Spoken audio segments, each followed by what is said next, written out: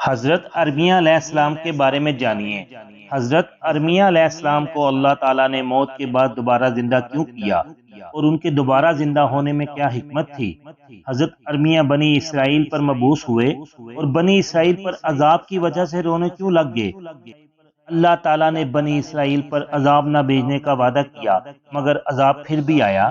اللہ تعالیٰ نے حضرت ارمیہ علیہ السلام کو بنی اسرائیل کے بادشاہ ناشیہ بن انوس کی جانب بھیجا تھا تاکہ وہ اس کی اصلاح فرمائیں اور اللہ کے احکامات ان تک پہنچائیں۔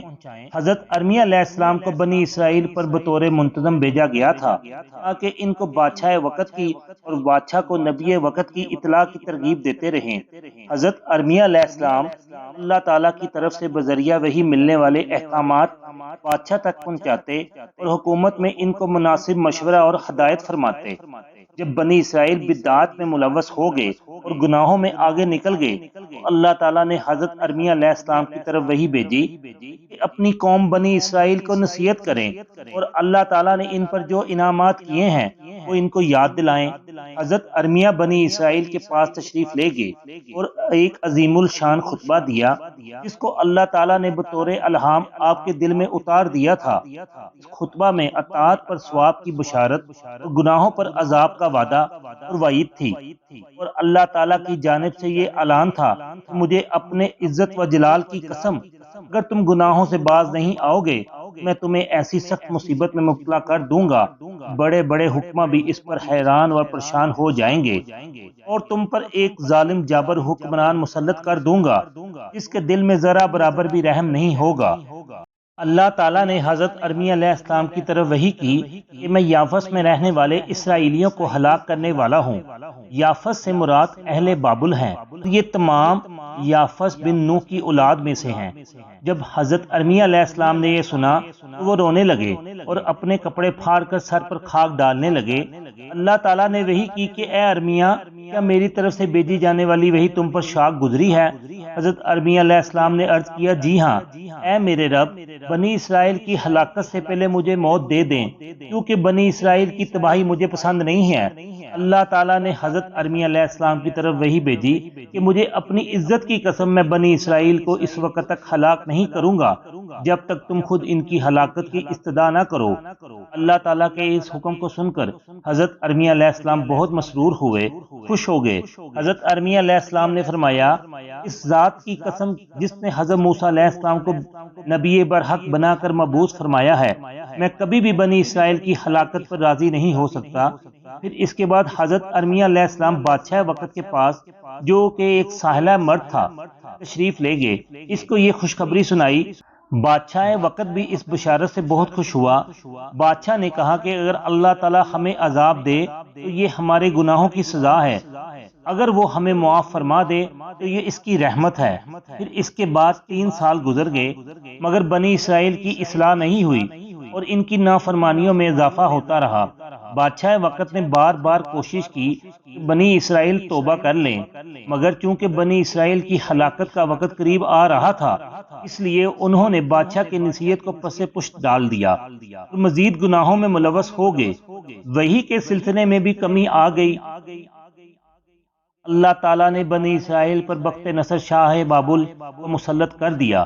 بخت نصر 60 لاکھ فوج کے ساتھ بیت المقدس پر حملہ آور ہوا۔ جب اس حملے کی خبر بادشاہ کو ملی تو اس نے حضرت ارمیہ علیہ السلام سے کہا کہ آپ کا وہ دعویٰ کہاں گیا جو آپ نے مجھ سے کیا تھا کہ اللہ تعالیٰ نے مجھ سے بنی اسرائیل کو ہلاک نہ کرنے کا عہد کیا ہے؟ حضرت ارمیہ علیہ السلام نے فرمایا کہ بلا شبہ اللہ تعالیٰ اپنے وعدوں کی خلاف ورزی نہیں کرتا، مجھے اس وعدے کی سچائی پر پورا یقین ہے۔ جب بخت نصر کے حملے کا وقت قریب آ گیا تو اللہ تعالیٰ نے اپنا ایک فرشتہ بنی اسرائیل کے ایک آدمی کی صورت میں حضرت ارمیہ علیہ السلام کے پاس بھیجا۔ حضرت ارمیہ علیہ السلام نے اس سے دریافت کیا کہ تو کون ہے؟ اس فرشتے نے جواب دیا کہ میں بنی اسرائیل کا ایک آدمی ہوں اور آپ سے اپنے خاندان کے متعلق فتویٰ پوچھنے کے لیے حاضر ہوا ہوں۔ میں اپنے خاندان والوں کے ساتھ نہایت نرمی اور اکرام سے پیش آتا ہوں لیکن وہ مجھ سے غلط برتاؤ کرتے ہیں اور میری نیکی کا بدلہ بدی سے دیتے ہیں، آپ اس بارے میں فتویٰ دیں۔ حضرت ارمیہ علیہ السلام نے فرمایا کہ تم اپنے خاندان والوں کے ساتھ صلہ رحمی کا معاملہ کرتے رہو کیونکہ اسی میں تمہاری بھلائی ہے۔ فرشتہ یہ سن کر چلا گیا۔ پھر کچھ عرصہ کے بعد وہی فرشتہ اسرائیلی آدمی کی شکل میں آپ کے پاس حاضر ہوا۔ وہ آپ کے پاس بیٹھ گیا۔ حضرت ارمیہ علیہ السلام نے فرمایا تو کون ہے؟ اس فرشتے نے جواب دیا میں اپنے خاندان والوں کے متعلق فتویٰ پوچھنے آیا ہوں۔ حضرت ارمیہ علیہ السلام نے جواب دیا کیا تیرے خاندان والوں نے ابھی تک تمہارے ساتھ اچھا سلوک نہیں کیا؟ فرشتے نے جواب دیا نہیں۔ حضرت ارمیہ علیہ السلام نے فرمایا واپس جاؤ اور اپنے خاندان والوں کے ساتھ صلہ رحمی کرو۔ وہ فرشتہ واپس چلا گیا۔ چنانچہ کچھ دنوں بعد بخت نصر نے بیت المقدس کا محاصرہ کر لیا۔ اس صورتحال پر بنی اسرائیل پریشان ہو گئے۔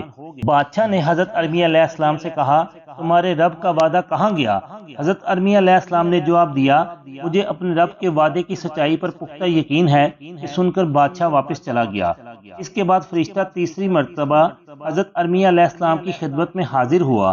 اس وقت حضرت ارمیہ علیہ السلام بیت المقدس کی دیوار پر بیٹھے ہوئے نصرت الہی کا انتظار کر رہے تھے اور مسکرا رہے تھے اور خوش ہو رہے تھے کہ اللہ کی مدد آئے گی۔ حضرت ارمیہ علیہ السلام نے فرشتے کو دیکھ کر پوچھا تو کون ہے؟ فرشتے نے جواب دیا میں وہی اسرائیلی ہوں، اس سے قبل بھی میں آپ کے پاس 2 مرتبہ آ چکا ہوں۔ چنانچہ میں نے اب تک اپنے خاندان والوں کی بدسلوکیاں برداشت کی مگر اب برداشت نہیں کر سکتا کیونکہ اب میرے صبر کا پیمانہ لبریز ہو چکا ہے۔ آج میں نے ان کی ایسی حرکات دیکھی ہیں جن پر اللہ تعالیٰ خوش نہیں ہوتا۔ حضرت ارمیہ علیہ السلام نے فرمایا تو نے ان کا کون سا عمل دیکھا ہے؟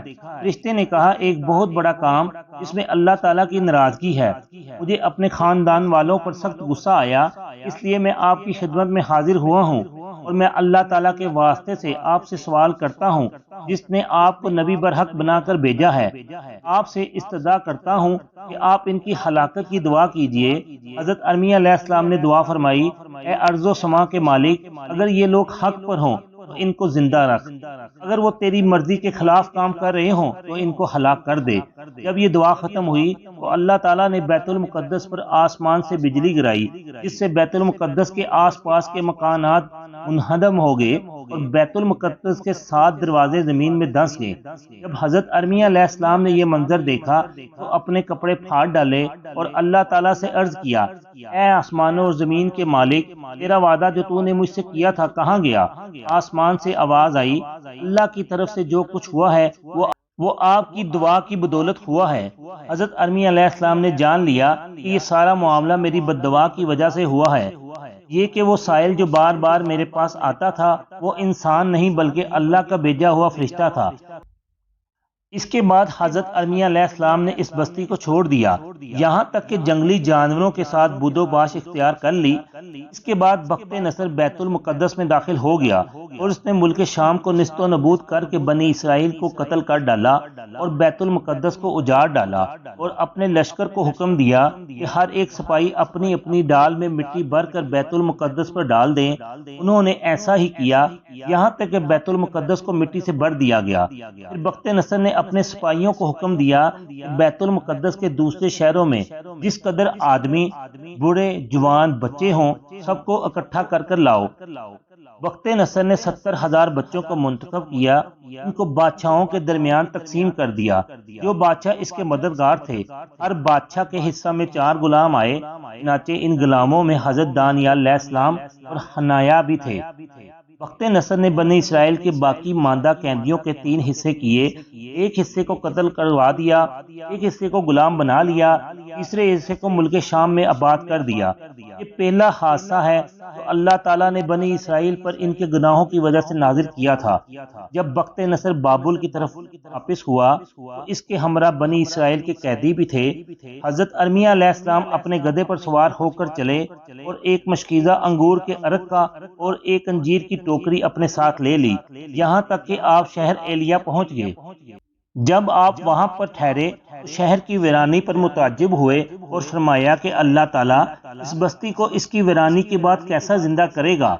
حضرت ارمیہ علیہ السلام اپنے گدھے کو ایک نئی رسی سے باندھ کر لیٹ گئے۔ اللہ تعالیٰ نے ان پر نیند طاری فرما دی۔ جب آپ سو گئے تو اللہ تعالیٰ نے آپ کی روح 100 سال کے لیے قبض کر لی۔ آپ کا گدھا بھی مر گیا لیکن آپ کے انجیر اور انگور کا پانی اسی طرح تر و تازہ رہا، اس میں کسی قسم کی بدبو وغیرہ پیدا نہیں ہوئی۔ اللہ تعالیٰ نے تمام آنے جانے والوں کی آنکھوں پر پردہ ڈال دیا۔ کوئی ایک بھی آپ کو نہیں دیکھ سکا۔ اللہ تعالیٰ نے درندوں اور پرندوں کو گدھے کا گوشت کھانے سے روک دیا تھا۔ جب آپ کی موت کو 70 سال گزر گئے تو اللہ تعالیٰ نے ملک فارس کے ایک بادشاہ کو، جس کو نوشک کہا جاتا ہے، بیت المقدس کی طرف بھیجا تاکہ وہ اس کو آباد کرے۔ نوشک بادشاہ 1000 منتظم لے کر آیا اور ہر منتظم کی زیر نگرانی 1000 مسلمان تھے۔ چنانچہ تعمیر شروع ہو گئی اور 30 سال کے عرصہ میں بیت المقدس آباد ہو گیا۔ اللہ تعالیٰ نے بخت نصر کو مچھر کے ذریعے ہلاک کر دیا جو اس کی ناک میں گھس کر اس کے دماغ تک پہنچ گیا تھا۔